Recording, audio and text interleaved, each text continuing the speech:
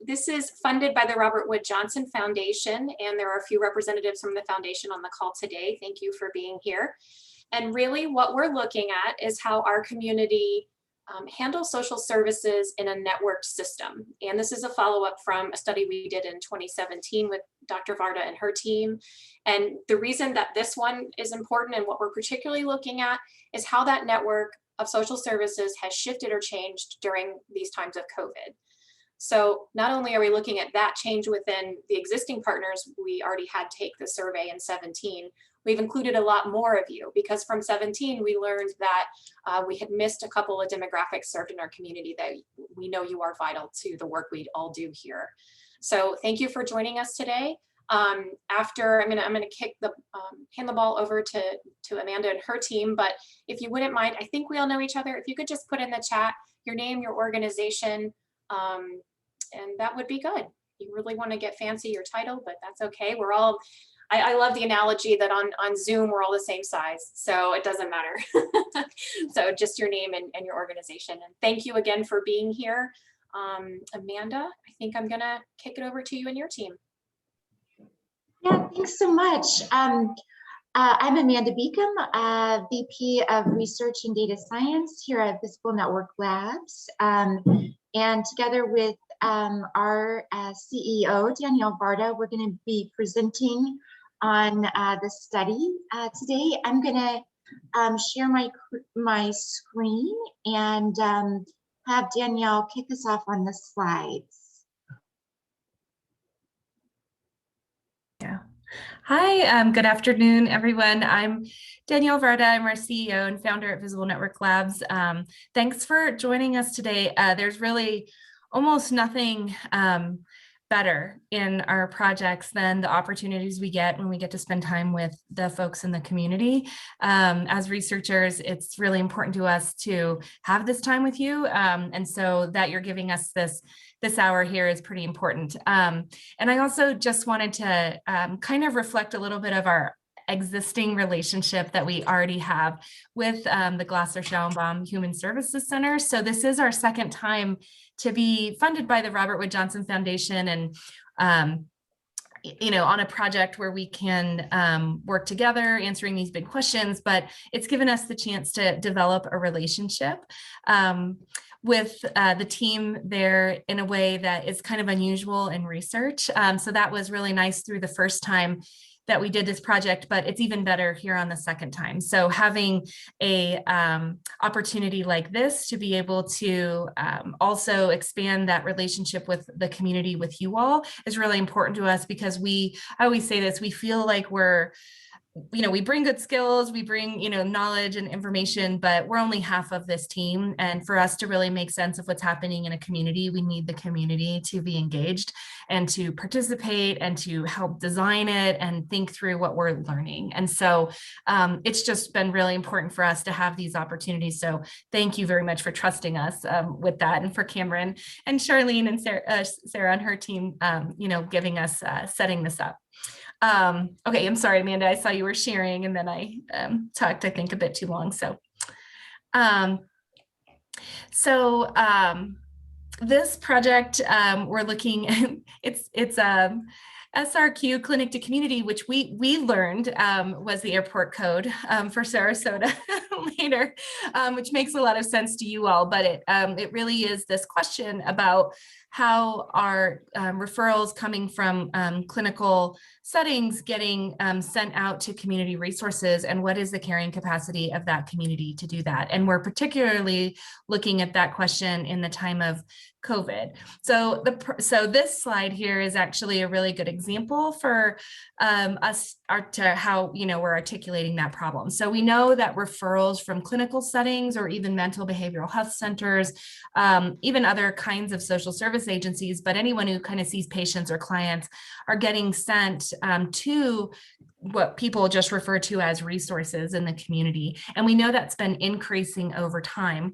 And as that's increased, there's questions about the degree to which those resources and social service agencies in the community can absorb those referrals. And what I mean by that, what you're seeing here is these little buckets of, that say like 60%, 70, 20, and that's to indicate how full our nonprofit and public agencies already are that are providing services to people. And if clinical settings are successful as the increase of screening people on social and economic needs increases, there's a question about whether those community resources will have the capacity to absorb those resources. And because we know the funding structures for the public and especially nonprofit sector are so unpredictable and so dependent on fundraising, donations, and grants, it's not as though, you know, we just are dying to have all kinds of new referrals sent to us without a lot of warning. So we looked at that question in our study in the first round that we did this. And then when COVID hit, it raised all kinds of new questions. So purpose of this study is to really understand generally how the Sarasota community is handling increased demand for social services, to identify lessons we can learn from the experience, to strengthen Sarasota's capacity to meet residents' needs, and to leverage the results from our 2018 study and then compare them to how social service capacity and responses to increased demands on that capacity have changed between then and now. And the big between then and now, of course, is that COVID hit. And just really quickly, what was really interesting is that when a year ago right now, when COVID first hit, I remember we had finished our study the November of 2019, so about March, April of 2020. Cameron and her team and our other sites that participated in the 2018 study got on the phone. And I mean, I was just completely curious, like, what is happening in your community? Tell us your stories. And Cameron started telling us story after story of how different agencies and just individuals were coming around the table together to respond to needs and capacity building really quickly. And even stories about, you know, judicial resources now, you know, like combining with other kinds of social service, just all kinds of diverse kinds of connections being made. So we together applied for follow-up funding from the Robert Wood Johnson Foundation to say, could we look at that more closely and kind of see what had been happening and how it's changed over time and what can we learn from that. So on the next slide, these are just some findings from the 2018 study, and some important things here is that you'll see these, it's a little blurry, it looks like we pulled it, I'm sure, from our report, but these are our network maps. The circles are meant to be organizations, and then the lines between them are the connections. And in this particular case, you'll see it says Sarasota Screening and Referral Networks. We sent a survey out to agencies like yours and partners like you, and we asked you all to tell us what kinds of interactions that you already had and how you all were already referring clients to one another, sharing resources and things like that. You'll see on the left side, the question that the agencies were asked was, how many of you all are sharing client assessments? And we do see some of that, which we know is really good for care coordination and helpful for people. On the right was the question, who are you referring clients to? So one thing that we saw that we thought was interesting is that while there's a lot of folks that were saying we are referring clients to each other, there wasn't as much shared assessment, which we just identified as a very simple gap, a place to improve, where we could say, if we are going to be doing these referrals, it would be helpful if we were sharing assessments. It's kind of a known strategy for care coordination, but it was a nice simple visual of that. You'll see the 29% on the left and 60 on the right shows a pretty big gap in the number. That's the number of relationships out of all of them that could exist. And then just a couple other quick findings to just kind of go back to the 2018 study. The one on the left was a question that asked respondents what was their perception of their ability to quickly expand services. And you'll see that most said a great deal or a fair amount. And we did have these 2 sites, one in Denton and one in Sarasota. And that was really great to see, because we had a lot of questions, like what happens if you do get a lot of referrals quickly? And then on the right was the perceptions of financial stability. And there was also a lot of perception of being pretty financially stable. All of this is stuff that we want to look at in terms of what did happen when a crisis hit and capacity needs were increased pretty quickly. Something we always talk about was on this, we did look at some 990s and reports of financial reporting for different organizations. And it was kind of interesting to see some of the differences in perceptions to be financially stable, and then what, sometimes we would see in actual reporting from the nonprofit sector. So it's been an interesting thing to examine a little bit deeper. So on the next slide, the questions that we're answering on this particular study, and then I'm going to hand it back off to Amanda, who's going to get us finished, was these 4 main questions are what we're looking at now. So the first one, what impact did the pandemic have on the carrying capacity of the public health, social services, and healthcare sectors? And how does that compare to networks that were already in place pre-COVID? So since we did this work pre-COVID, we're able to have some comparison, even though we know that a lot of the agencies might have had changes, and even some of the personnel and staff within them, but we're still able to look at a before and after. Number 2, what network relationships and structures were already in place prior that enabled and supported how the network was or is still being activated, and how effectively have previously aligned linkages across the social, healthcare, and public health services impacted client or patient outcomes? So in this question, this is, for me, like when we talked with Cameron and she started talking about the stories of how organizations were responding, it was really clear that there was a response. One of the reasons a response was possible was because of the networks that already had been built and were already in place in the community. And what we want to do is demonstrate how the network that already existed, we use the term activated, was activated in this new way to respond to a crisis, in this case, COVID. Number 3, what improvements can be made, or what are the lessons learned? What can cross-sector community networks do to better prepare for crises like this? And number 4, what tools or processes can successfully track or record these rapid adaptations by community networks as they happen?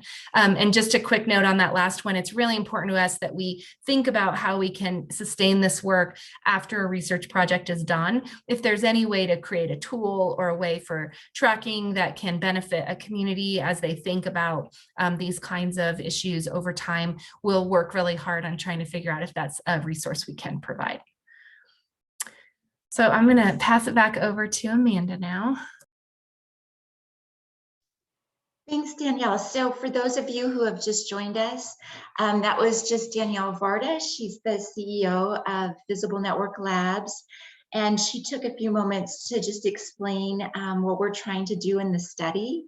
And now I'm going to talk a little bit more about how we're hoping you can help us with the study. So I'm Amanda Beacom. I'm the VP of Research and Data Science at Visible Network Labs. And as Danielle mentioned, Visible Network Labs is an organization that specializes in network science, and we've been partnering with Cameron and her team at Glasser Schoenbaum to really look at this question of how organizations in Sarasota have been impacted and how their capacities have been impacted by COVID. So there's a couple of things that we want to ask from you in terms of how you can help. The first is thing that you can do, and most importantly, is to participate in an online survey that we're going to be distributing. We're going to send out online electronic invitations by email next Monday, May 3rd. And This is going to be a survey that will take about 20 to 30 minutes to complete. It's a survey that will ask you questions both about your own organization and its capacity and how that's changed during COVID, but then also how your relationships with other community organizations and your collaborations have changed in adaptation to COVID. One of the things that Danielle was talking about that we're really interested in learning is about sort of lessons and takeaways that we can gather from this experience of going through the pandemic. And one of the things that we know from some of the research that we've been doing with other communities and organizations is that, you know, sometimes when people talk about lessons learned, we always think about like sort of mistakes that were made or bad things that happened. And a lot of times what we've seen and what other communities have reported is actually really positive ways that communities and organizations have adapted and responded to COVID.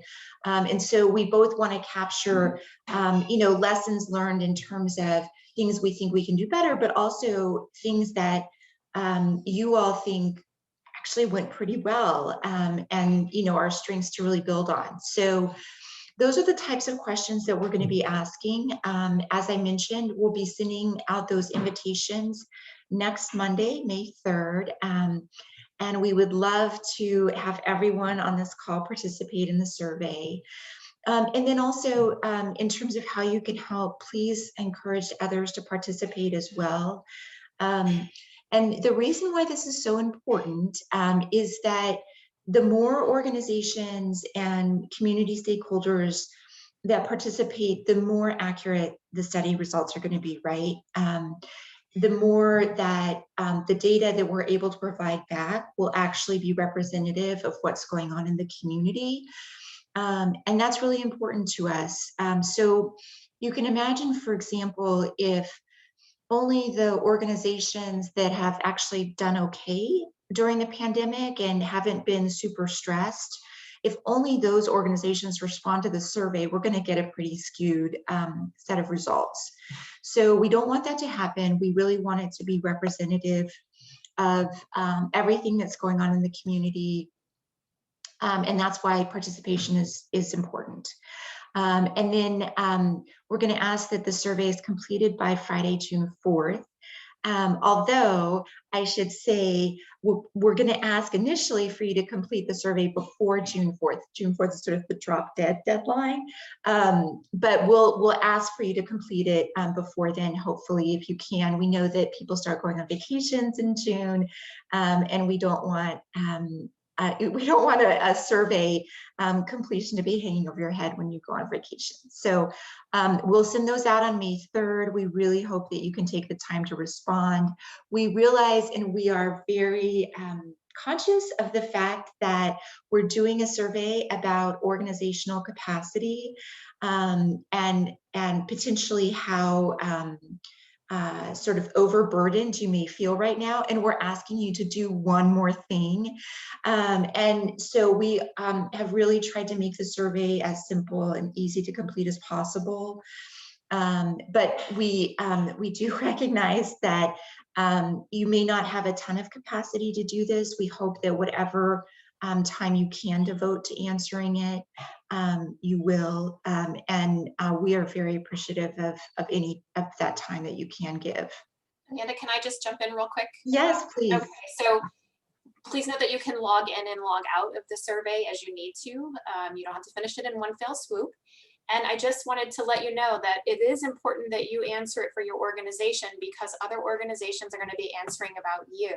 So it's a reciprocal, it looks at the relationships in a reciprocal manner. So if you are on the call and you're participating in the survey and you want to go forward with us, it's important that you actually do, so that your voice is represented within the voice of your peers. Yeah, thanks, Cameron. So those are 2 or 3 really key ways that you can help us out. But there's a couple of other things that you can also do for us. One, if you're asked to please participate in individual interviews that we are conducting to provide more in-depth information about what's going on in Sarasota. So we do want to conduct some of these interviews to really understand what's going on, to get a little bit more in-depth information. And in particular, once we get in preliminary survey results, to have some help interpreting them and to say, okay, here's what we're seeing in the data. What do you make of that? You know, how would you interpret that? This is how we're thinking about it. Is that actually accurate? So we really want your help in interpreting the results that we get in. We're going to hold a online forum, very similar to this one, again in September, for study participants to discuss and interpret the survey results. And again, you know, the real purpose there is to, again, give everyone a chance to look at the results and talk about them together, and express and sort of react to them and talk about what you think they mean, and what should be the lessons that we're taking away from them. And then finally, just again, to share your questions, your ideas and your insights about the study and the questions that we're asking at any time. We really want this study to be something that is of the community and useful to the community. We've all participated in research studies where someone comes in and asks you some questions and then they leave and you never know what happened, and you never have an idea of how the data were used or if they could have been useful for you. And we definitely don't want that to happen with this study. We really want whatever we learn to be something that you can use.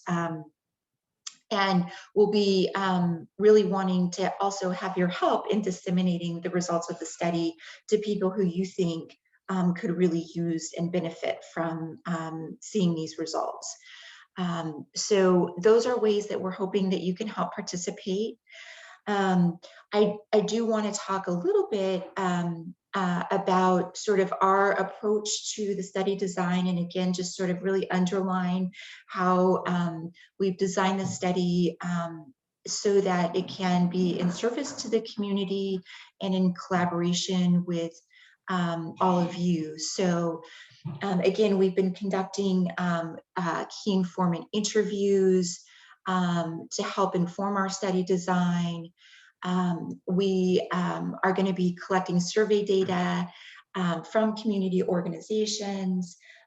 We've really tried to design the survey so that it has the fewest number of questions possible and will take up the least amount of your time. And then we want to give that data back to you and have you tell us how you think it might be useful, and how you think it could be really used in your daily work. So that's what we're focusing on in terms of working with all of you. And then finally, in terms of, again, disseminating the data and making sense of it, we want to, as we said, check in with you and see if the data makes sense, see if we're missing things, and to present the data to everyone as often as we can. So as I mentioned, we're going to do an online forum again in September, but if there are other venues where we could present the survey results, or if we could present information about the survey as it's going on, we would be delighted to do that. If you have boards of directors or community meetings where you'd either like to publicize that the survey is going on, or if you would later, when the survey results are available, you'd like us to come in and do a presentation about them, we would be delighted to do that. We really love doing that, and it would be so fun and our pleasure. So keep that in mind. Finally, we just want to make sure that the data is as accessible and easy to understand as possible, and then it really can be directly applied to what people are doing in their programs and influence potential policy making as well. So I wanted to talk a little bit right before I close here about specifically what you can expect from us in terms of how we're going to share the results and what you might get back from your participation in the survey. So we're going to do a summary report that presents the aggregated data about all of the organizations who've been surveyed and what the network looks like. You'll see, as Danielle presented in her earlier slides, she showed those network pictures, and we'll take the data from the survey that we're doing now, and we'll create new network pictures. We'll be able to compare them to those that we created in 2018. And so you'll get a view of the entire network and what it looks like. And you'll get some summary statistics and explanations about the quality of relationships, how the community is engaging with each other, and you'll get some takeaways about what we recommend and what could be potential next steps based on what you've told us and what we know about the community. So there'll be a summary report that will give you. But then the other thing that we'll be doing is creating an individual profile for each study participant. And what this is going to do is provide confidential data. So these are going to be confidential reports that go just to your organization. And they will have basically just take that slice of data that is specific to your organization and how your organization has been impacted by COVID and how your organization has been collaborating and working with other organizations in the community during COVID. And so what we'll be doing is for example, as this little mock-up shows, we'll be showing an overall map of the network with all of the organizations in it, and then we'll show you your specific network. So it will have you at the center. That's this green or teal circle, and then it'll show you all of the organizations that you've been connecting with. Maybe you've been doing referrals with these organizations. Maybe you've been doing screening and assessment with these organizations. This individualized report will really drill down and show what you specifically have been doing in terms of collaborating with organizations, and then also other activities. So these other boxes in this mock-up just show other scores and data and statistics that are specific to your organization. And so these will be individual profiles of your organization. They'll probably be about 2 to 4 pages. And they will be sent to you only, or your organization only, for your own use. What we're hoping is that you can take this data that we've collated for you about your organization and use it to demonstrate multi-sector collaboration and your response to the pandemic in annual reports that you do, or board presentations, or grant applications. Anytime when you're asked to, either talk about how you've responded to the pandemic or how you're collaborating with other community organizations. Cameron, did you want to say something?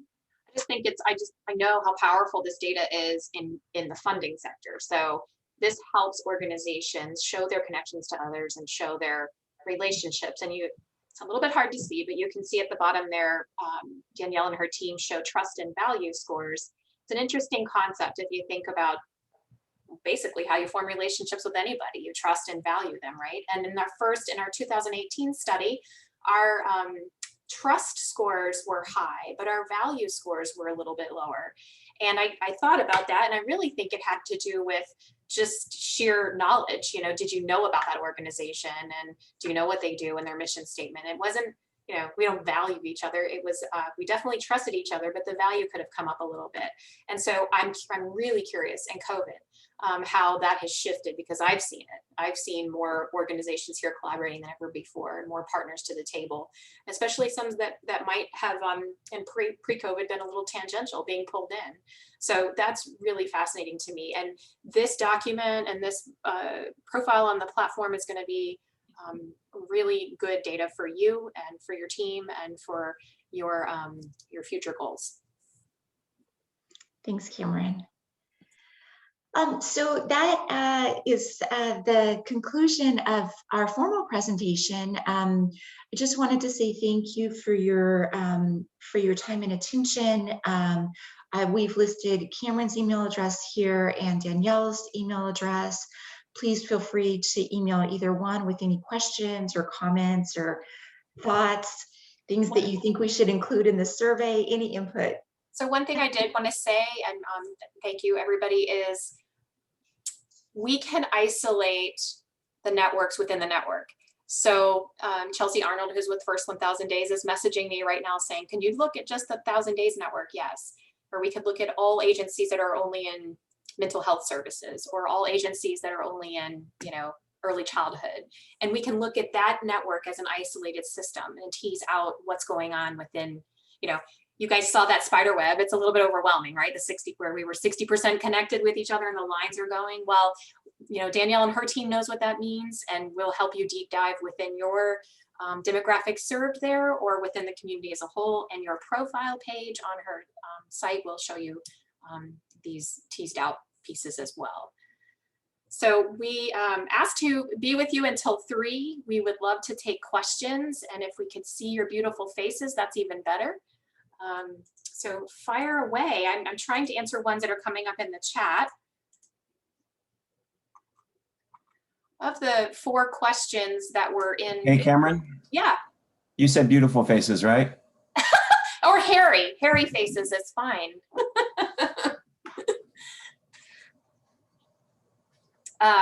Of the questions that are this research project, I kind of see there were 4 main ones on that slide, and I kind of see the 2 first ones as part of this year 1, and the second 2 will be part of the year 2 study. And that's the sort of data analysis, looking into it. Where can we tweak? How can we pull partners in for extended conversations about gaps or strengths? One feedback that we got, maybe from Danielle, correct me, it might've been from you guys actually, and I know Kevin Stiff is here, was how well our law enforcement system ranked in our data last year, and how unusual it is for them to participate in these things. So we really, really appreciate it. You are such an important role in what we do in all of this. And so I was really glad to see you represented here today. Thank you.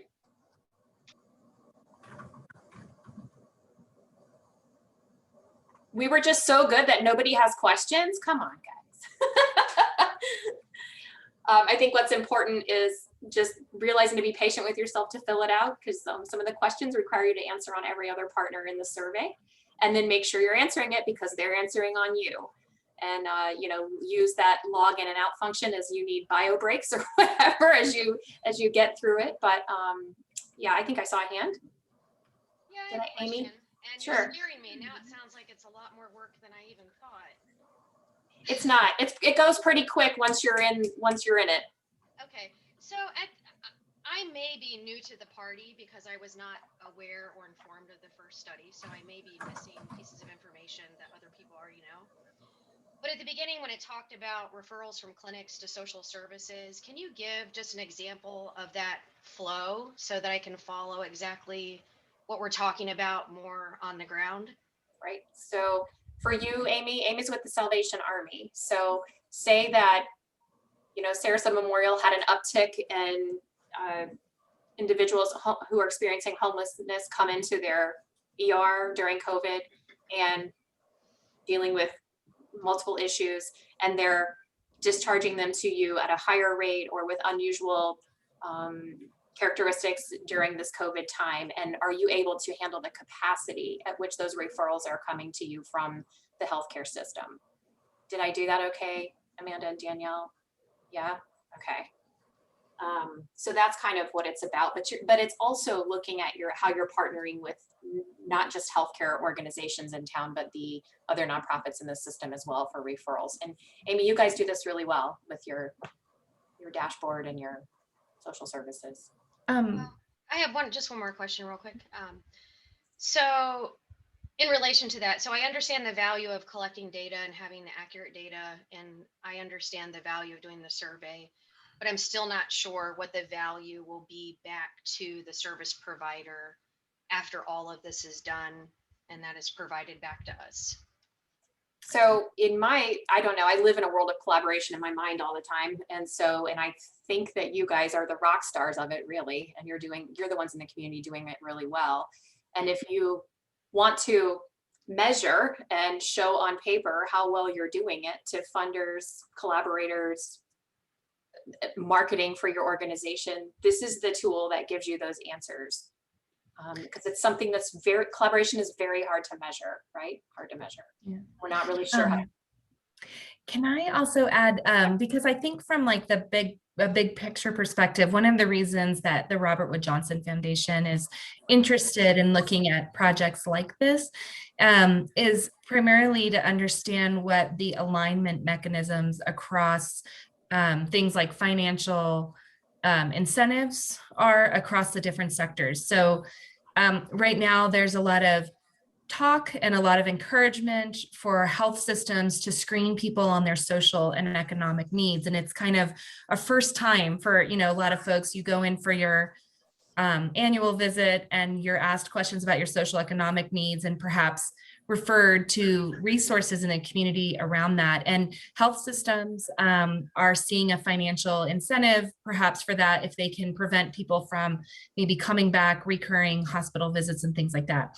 But in that conversation, there's very little talk about how the nonprofit and public sector who are then providing those services are also being financially incentivized or rewarded or participate, or asked to or supported in order to make sure that system of referrals works. So work like ours is one of the specific, we hope, advantages to social service agencies is to kind of make the case that there is value in this sector.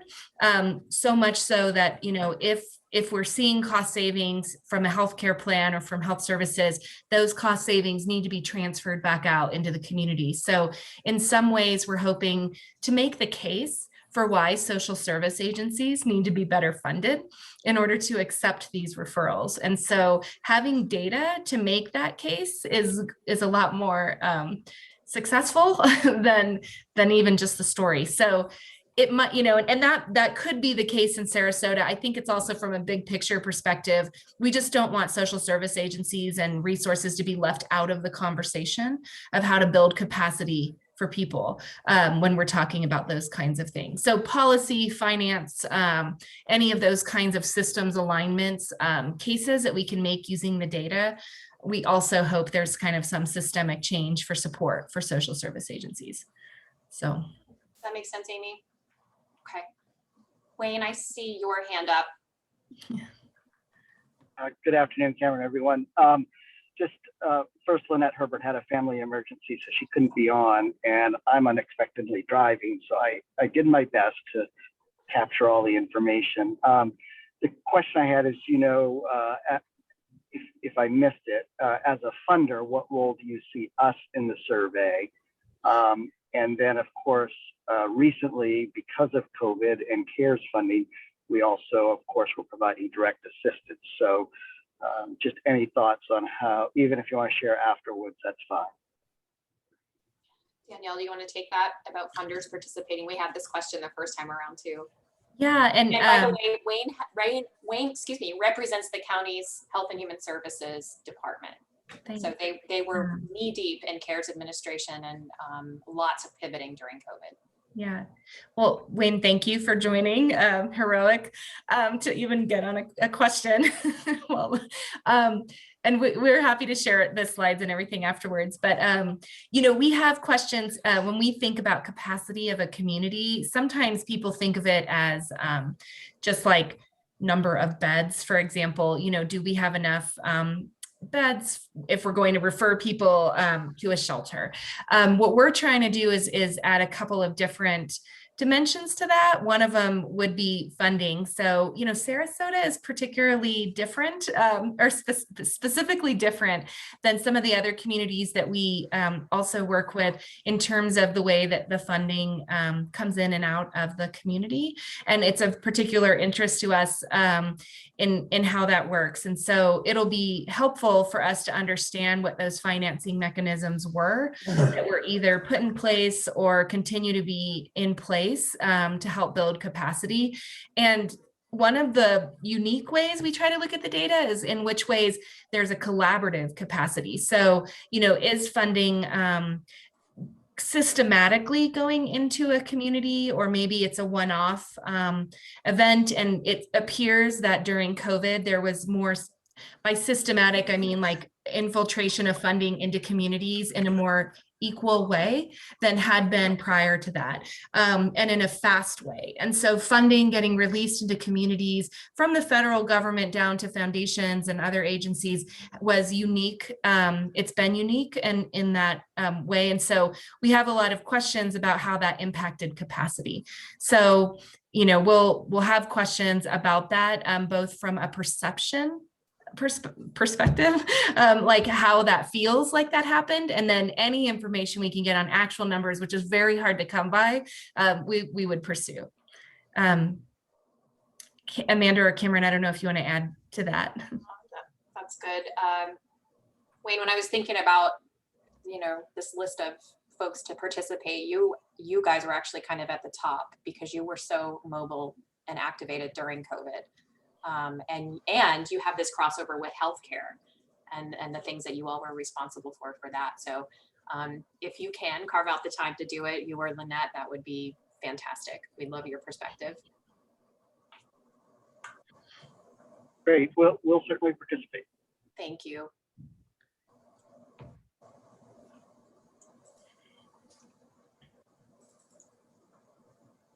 I do want to just, oh, sorry. I do want to just add that we will be sharing, as Danielle or Cameron mentioned earlier, both the recording of this session and then also the slides. So if there's someone who, was not able to attend, we'll be sharing that out to everyone so that they can reference it later. All right. And if you know of other, I know Chelsea's already telling me she's going to invite some partners that aren't here today. If you know of other individuals, or agencies who should be here, who you think are, have you really noticed has changed or really pulled their weight through COVID and really stepped up or even totally shifted gears, please add them to the group, or please let me know to include them. Cameron, can I actually add, if you know folks who also weren't successful or Yes, also yes. struggled, that'd be really helpful, both in our survey and then also interviews. And I just wanted to really open and extend, if you have stories to tell or examples of how capacity was increased or decreased or affected during this last year, we'd love to hear them. So please feel free to reach out to us, and we'll have open ears for that. Danielle's favorite story is Sean Ewan's diaper delivery system out of her garage that happened right about March or April of last year. And Sean, I think, is on the call. So you were a hero of that time. Even though her neighbors, sweet. Even though a lot of work. I know, and I think your neighbors thought you might have been doing something inappropriate, but it was just diapers and formula.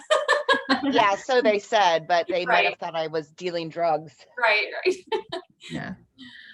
Well, and I guess you're making me remember a lot about that time, Cameron, and from an outsider's perspective, meaning mine, like I'm not in a social service agency. And I think for you all, you might be, I can imagine you're like, we all know what happened. We all saw it, but outside of your sector and the services that you do, the general public, even policymakers, those of us who are not doing that work day to day, we don't know how that happened. And so, like the stories like that Cameron just brought up, or the funding that has been put into communities or around these issues is really unknown. It's pretty invisible to the rest of the world. I know it might seem really visible to you right now. So what we're hoping is that we can bring some visibility to that for both lessons learned. And then again, we're very interested in how do you use this information to sustain the work that you're doing. So any data that we can bring that you can continue to make the case that you need more of that, we're very biased in that regard, that we want to make sure our data is being used to create further strategies in that area. Right. Thanks. I think somebody put something in the chat. Sorry. Yes, got it, Chelsea. Okay. Thank you, everybody. I appreciate your time. And now I give you the gift of time, a few minutes back in your day. Thank you. Thank you. Thank you. Great day. Thanks, everyone. All right. Do you guys want to stay on for a second? Thank you. We're really excited for this. Good to see you, Danielle. You too. Oh, Chelsea. That threw me off for a moment. Good to see you too. Good to see you. That was there's been like a COVID lifetime. I know. Yeah, it's weird to think about that. I know. Yeah. I had my baby and everything. Now she's a year old. It's crazy. You saw me when I was pregnant. So yeah, a lot has changed. Gosh, if I really think about it, this might be a little off topic, maybe for all of us though, but like, if we think about March, it's really like the 3 or 4 months before that, or like just that time before that, like feel really fuzzy. I know. Yeah. That's why surveys that ask about an event like post-COVID, how did this work, are really good. But when you try to incorporate like time before that, it's fuzzy. So no, I know. Yeah, we're really, really excited. This is awesome work, and we're so happy to have you doing this. And couldn't think of two better people to be leading the helm, and Amanda, you as well. We're really looking forward to it. So thank you, and I'll see you guys later. Thanks, Chelsea. Bye, Chelsea. Bye. Bye. Sean's here, but I don't think she's listening. She said, she's texting me that her little boy has a migraine. He's at home sleeping on her, so she's not on camera. That was great, guys. Thank you. And what an engaged group. Well, I'm not sure, Amy. Come on, Amy. Like, what are you going to get out of this? Just do the survey. Come on. But I'm glad she was brave enough to ask that question, because who knows how many people had that on their minds. It gave us a chance to address it, and I think it was well addressed. Well, and I'm always trying to be a little strategic, so I knew that I just forgot her name from RWJF, well, from the National